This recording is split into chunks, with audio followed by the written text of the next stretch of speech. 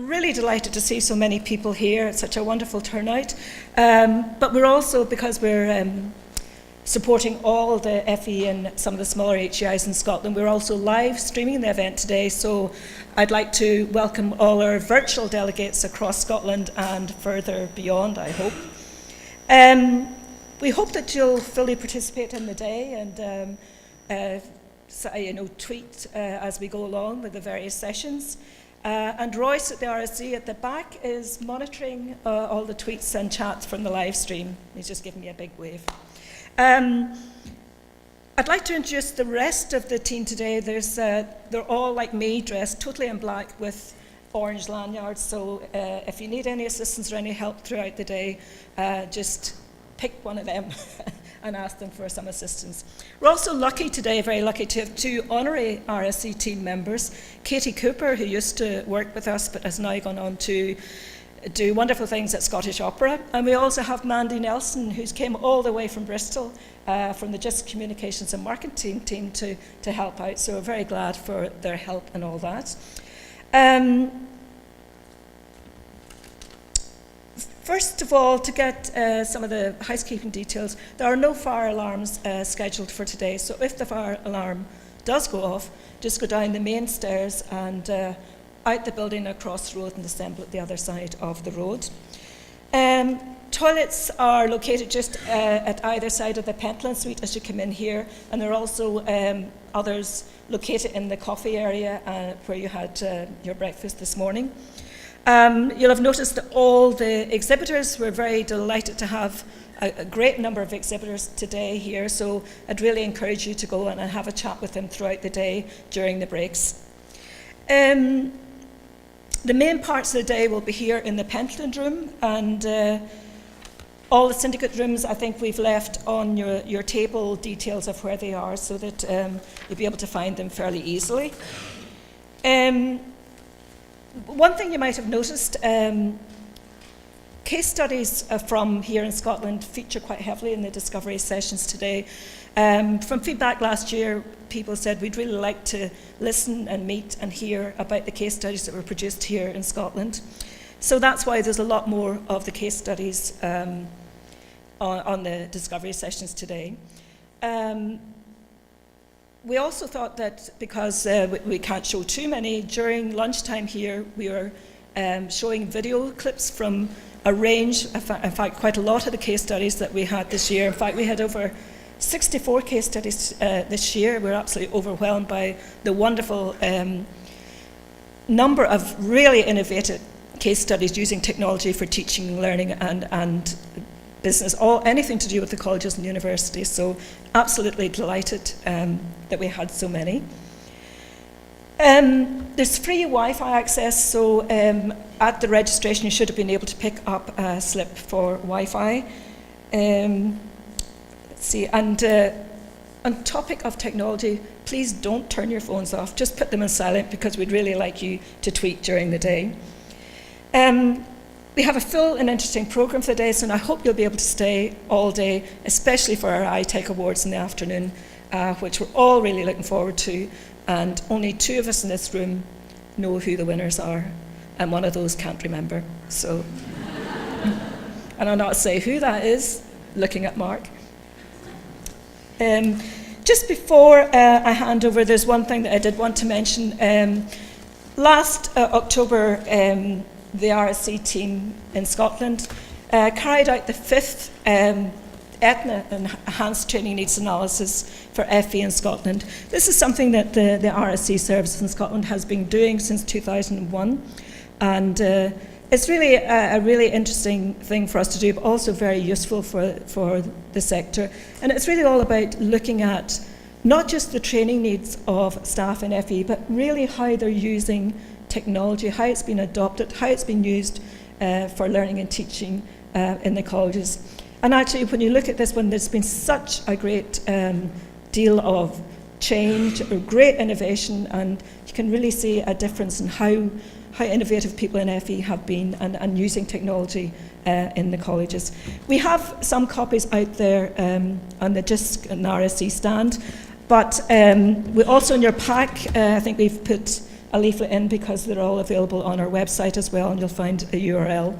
But copies of this will be sent out to most colleges within the next couple of weeks.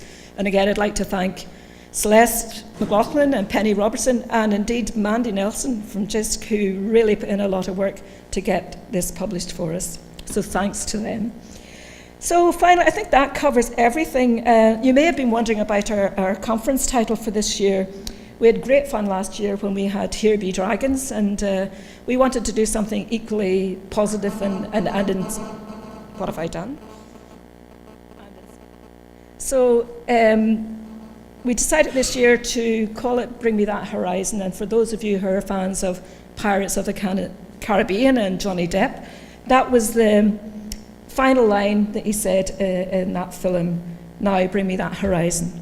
Just before the crew of the Black Pearl set off for new adventures and new discoveries, eyes fixed on the horizon. So without further ado, I'd like to hand over the ship's wheel to today's voyage for our very own Captain Jack Sparrow, Professor Derek Law, and Chair of the JISC Advance Board. Thank you.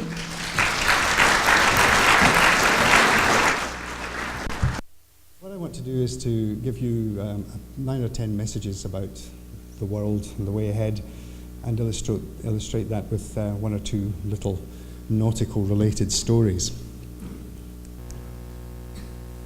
And that's gone too far. Here we are. My slides have managed to get in the wrong order, but never mind. The first message I wanted to bring is about the way in which society changes. And this is a true story-ish, because it happened to a member of my family back in the 1750s.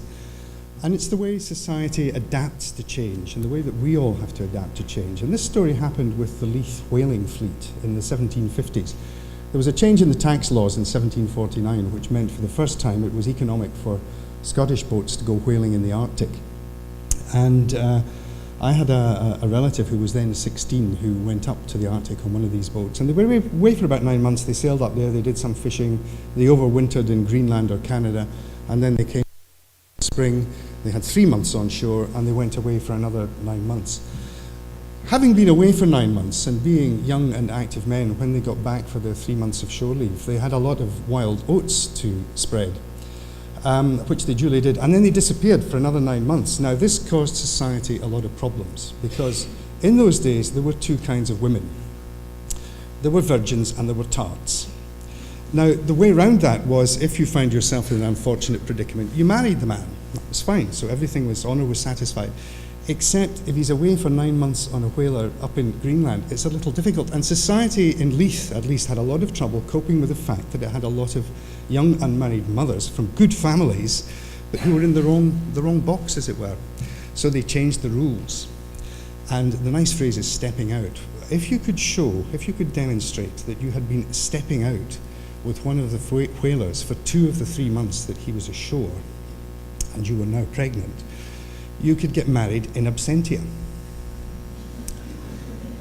This happened to a forebearer of mine who, at the age of 16, went up to the Arctic. He came back barely 17. He sowed his wild oats. He went back to the Arctic and came back home, married and a father of twins. The point, of course, is that society adapts to change. When things get difficult, you find ways to bend the rules and break the rules. Technological change. Well, this is just a picture of a bridge on one of the old fishing boats. I come from Arbroath originally, the sort of very original fishing boats from the 1950s, very simple bridge. And then you compare that with the sort of bridge that you get on a cross-channel ferry nowadays, full of technology. But what still does the damage is the sea. It doesn't matter how much technology you have. The view from the old bridge is still the same as the view from the old bridge. The technology helps, but it doesn't make the sea any calmer or safer. And these are the messages. So the first 2 slides were out of order, right? Okay. So a comfort zone is not enough. I'm not sure where that slide's going to turn up now. This is going to be interesting for me as well. Doing the things that we've always done, no matter how well we do them, is not going to be sufficient. We need to be visibly relevant, not just relevant. People have to know that we're doing things of value. Reliability is not a sufficient virtue. That story will explain itself. And denying change is not the same as reliability. Just pretending nothing's happened and carrying on doing the same is not good enough. We need relevant physical space. The same space we've inhabited for years isn't always good enough. We need a good crew. Well, we have a good crew here, but we need to make it obvious that we have a good crew. I can't see this on the laptop here. I'm having to peer around as well to remember what I was trying to say.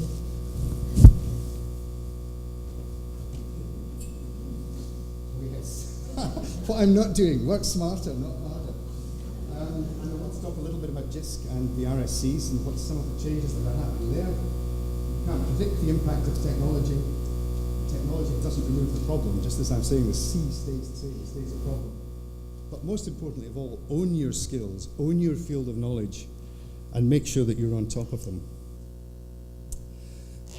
When I grew up in Arbroath, there used to be a folk band that played at the Foundry Bar at the foot of the West Port, the Foundry Bar Band, and one of their favourite songs, it's the title of their first album, was Rolling Home. Rolling home across the sea, rolling home to Caledonia through the stormy seas. It's a great album, you should go out and buy it. Foundry Bar Band, Rolling Home to Caledonia. The point about this being is it's a comfort song. It's about how it's going to be in the homeland once we get back, but actually everything's changed in the homeland. It's just that when you've been away for a wee while, you have these nice fond memories of the world, the way the world used to be. So living in a comfort zone, pretending that rolling home to Caledonia is the answer, isn't actually good enough. The danger that we have is that we become a sort of Flying Dutchman. You all know at least something about the tale of the Flying Dutchman, doomed to roam the world forever, proving that you weren't really terribly relevant to everything. You're kind of visible on the horizon, but you have no value other than as a bit of a scare story. The death of libraries, the death of information services, that's what happens if you're not careful. So we have to be very careful that we make sure we are relevant, that we're seen as relevant and valuable, and that we don't finish up as the Flying Dutchman of our organisations. This one I like too. The boy stood on the burning deck whence all but he had fled. It comes from a true story. It comes from the Battle of the Nile on one of the French warships, and the captain was killed, and his son stands on the deck, standing at attention, saying, "Father dear, what should I do? What should I do?" The whole crew's left because the ship's on fire and is about to explode, but he's waiting to be given orders by his now dead father. So it's not just good enough to be reliable. You actually have to make some adjustments for the fact that circumstances are changing around you. The ship's on fire. The ammunition's beginning to explode. It's not good enough to wait for orders from your dead dad. You've actually got to make some decisions for yourself. This is a famous poem, Casabianca, about the Battle of the Nile. It's often parodied. One of my favourite parodies because it...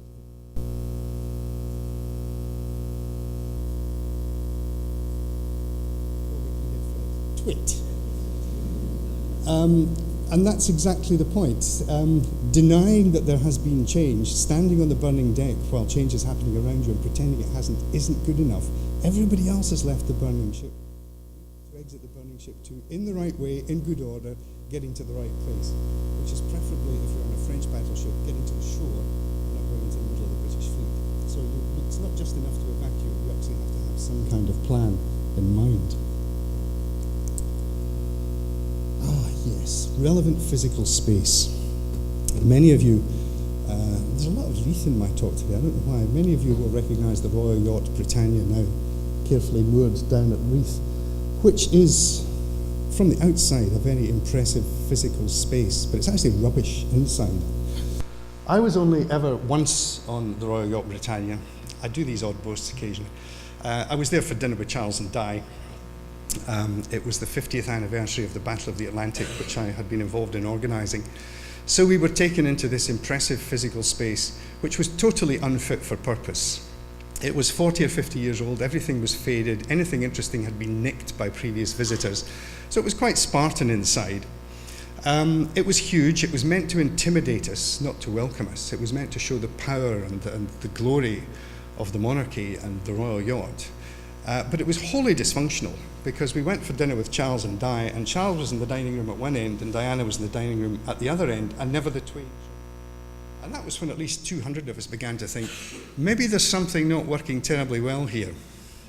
So dysfunctional management in the wrong spaces is one of the issues that we very often have to deal with. Now, the dysfunctional management is usually somewhere in the administration, but we'll gloss over that just a little bit.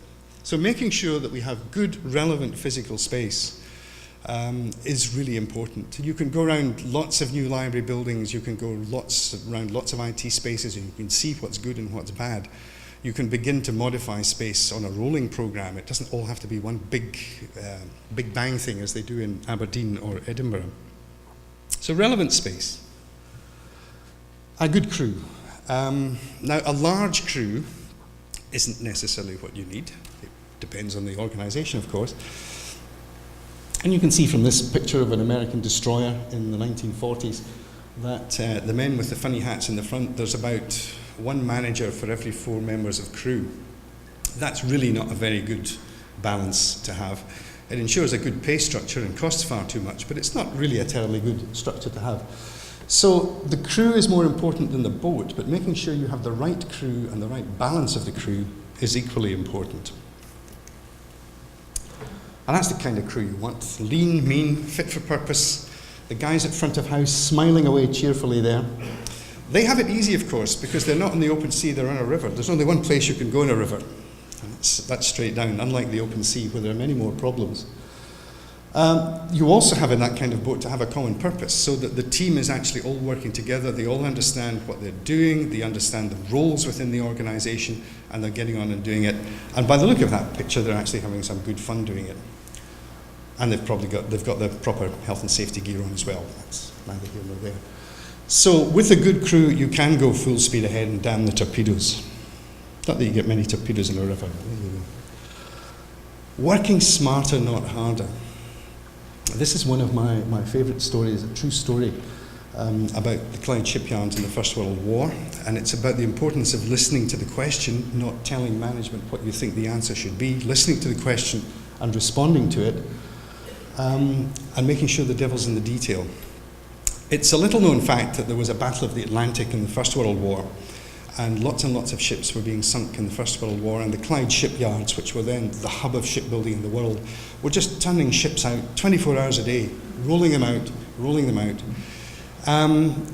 The unions were then very strong, and the Clydeside unions went to management and said, we'd like a pay rise.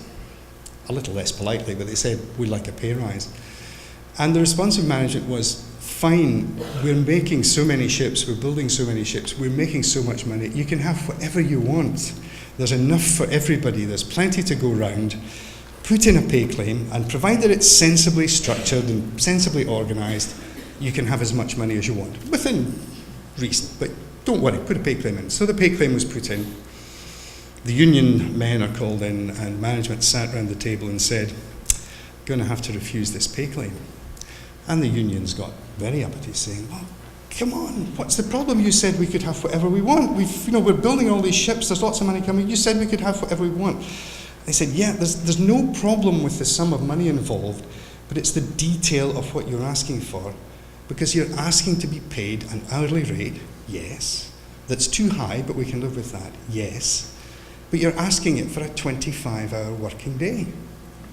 And we just, we can't get that through committees because everybody knows there's no such thing as a 25-hour working day. Yes, there is, said the unions. We work our lunch hour. So you have to make sure you listen to the question and answer it properly.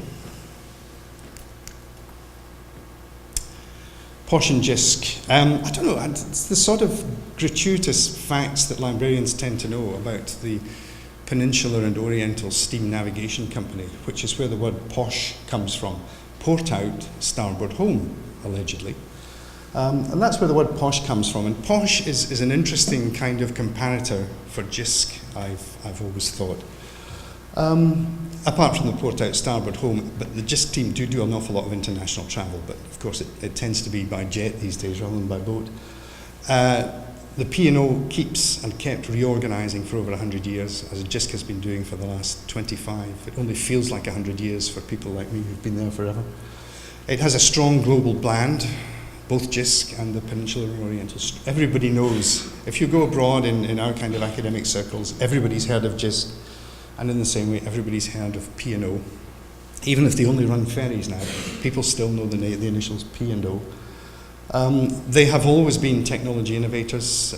Peninsular and Oriental went from the original sophisticated luxury liners through all sorts of container ships and cargo ships and into ferry, always strong technical innovators.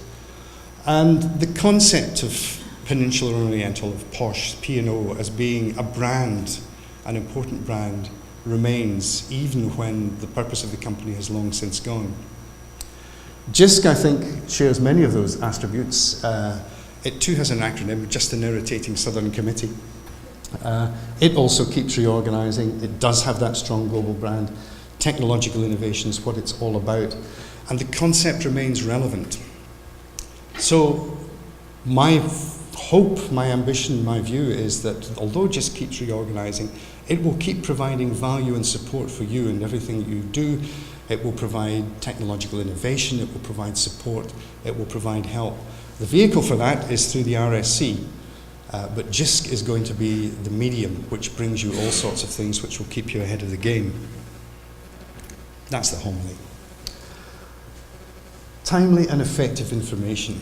It's another true story. Most of you, I guess, will recognise this as the Nelson Tower, the signal tower on Calton Hill, just down the road there. In the 18th century and earlier, it was absolutely vital that you had your clock set perfectly, because that was how you did your navigation. No radio, none of the satellites and things. So the chronometer and the timing on the chronometer was absolutely central to making sure that you finished up where you wanted to go and not on a reef or a rock somewhere in the North Atlantic. And the way that they did that in Edinburgh was that because all the shipping was in the harbour at Leith, was they would fire the 1 o'clock gun. And of course you can't hear the 1 o'clock gun in Leith. So as soon as the 1 o'clock gun fires, up on the cross trees there are a couple of signal balls, and the signal balls drop as soon as the sound of the 1 o'clock gun goes. Folk in Leith can then keep an eye on that, and as soon as the balls drop, the chronometers are set for precisely 1 o'clock. Very efficient, very effective way of making sure things happen. But that has now led to disinformation. I don't know if many of you have been up to the castle recently to listen and watch the 1 o'clock gun going off. But no longer tam the gun, but the gunner is there, and there's always a group, usually of Americans, gathered round, being told the story of how you fire the 1 o'clock gun, and you can tell the visitors and the residents, because the visitors all look up when they hear the noise, the residents all look down to check their watch. And then he tells them the story about the need for the signal balls to be dropped to let the ships in Leith know what the time is. This is now nonsense, because they've all got GPS and things now, but that's the story he tells about how the balls will drop at 1 o'clock. Then it gets to 1 o'clock, he fires the gun, the balls drop, and he turns around proudly and says, "We never miss." And that's why the Royal Artillery has the reputation which gets us taken to Iraq and Afghanistan and places. But there are now millions and millions of Americans, I suspect mainly in the Midwest, who think that at 1 o'clock in Edinburgh we shoot down balls from Nelson's Monument. Now, that's great fun, and you can fool some of the people all of the time, and it may be great fun, but it actually does lead to misunderstandings and confusion in the long run, and that we shouldn't really have. Predicting technology. It's always an interesting game, because we can see all the new technology coming through, but what's very difficult to predict is the impact it's going to have. You remember famously that when Edison invented the telephone, he thought it would be used for transmitting concerts from concert halls so that you could stand and listen to a concert from the Albert Hall or wherever. When the clipper ships were being built, and the Cutty Sark, of course, is the acme, the finest example of the clipper ship ever built for speed. And the reason they kept refining the design of the clipper ships was that the steamships came in. And of course, the steamships were not wind dependent, and the view was that they'd be able to bring the cargoes, the tea cargoes from China home rather faster. It wasn't actually true, because there were generally sufficient winds for the clipper ships to come, but they modified the design and kept modifying the design. What made the difference was the opening of the Suez Canal, because the steamships, which could go up through the Suez Canal, could then cut out the whole of Africa on the journey. That made a huge saving in time. So the technology that made the difference wasn't the steamship, it was the canal. Then the next effect of that was that they shifted the tea ships from the tea trade to the wool trade. They started going to Australia and New Zealand and bringing back wool. And again, they got fair winds to do that most of the time. But then a bright spark worked out that maybe the ships weren't any quicker, the steamships weren't any quicker. But where does wool come from? It comes from sheep. What do sheep have? They have lambs. What do steamships have? They have the capacity for refrigeration. And so the lamb trade, New Zealand lamb, began to come back by steamer. And that's what killed the clipper ships. It wasn't the technology being better, it was the refrigeration on the steamships because they could start bringing the lamb home. So the whole point is the law of unintended consequences. All new technologies are not equally important. And it's usually a peripheral technology that actually drives home the change that's really important. And Cutty Sark is a perfect example of technological obsolescence. Built perfectly outstanding design, but for the wrong trade at the wrong time.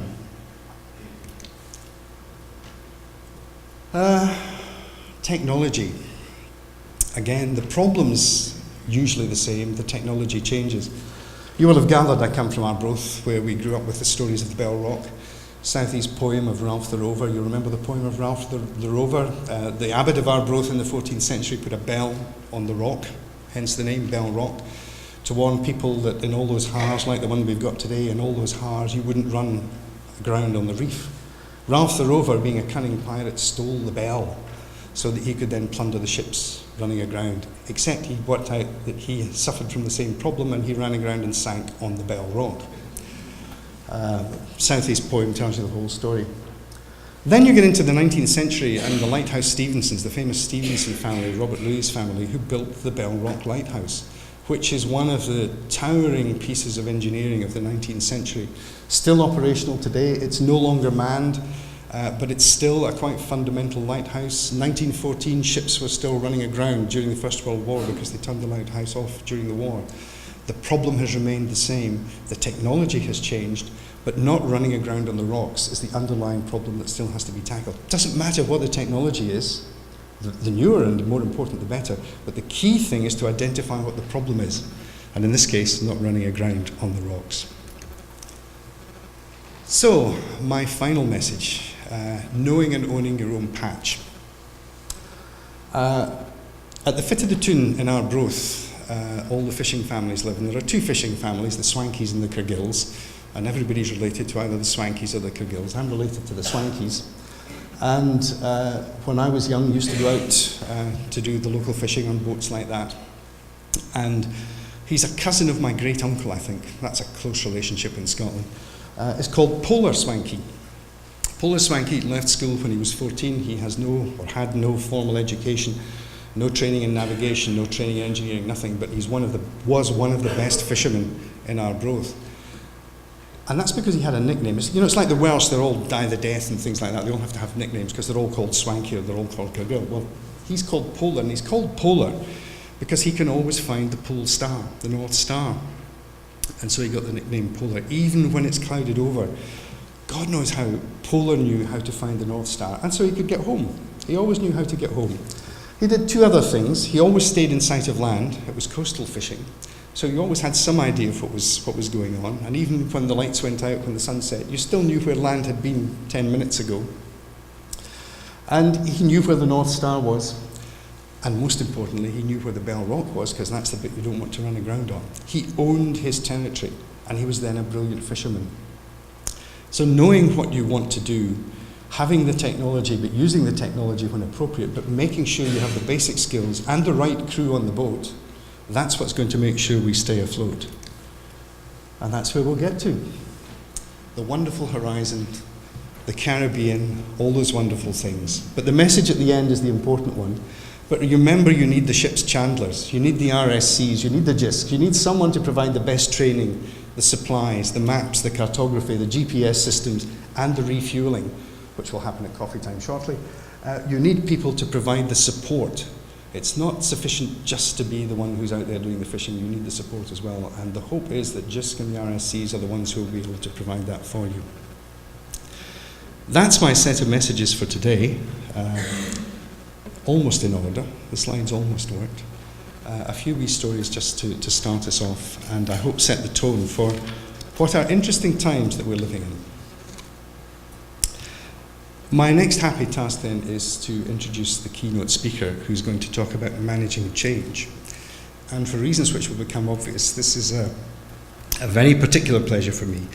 Professor Susanna Quincy, who's going to talk to us, leads the Learning Development Centre at City University and champions learning and teaching development across the university and externally.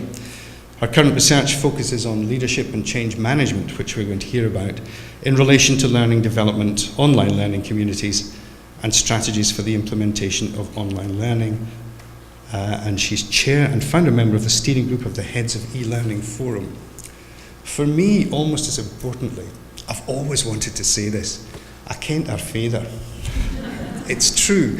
I went down to London in 1984 for the merger of King's College, Queen's College and Chelsea. And one of my professional heroes at that time was the head of Chelsea College, who was a big cheese in Sconnell and national organisations and was one of these people who made things happen. He was the librarian of Chelsea College, Professor Tony Quincy, her father. So it is for me a very particular pleasure to invite Susanna to come and talk about managing change. Thank you.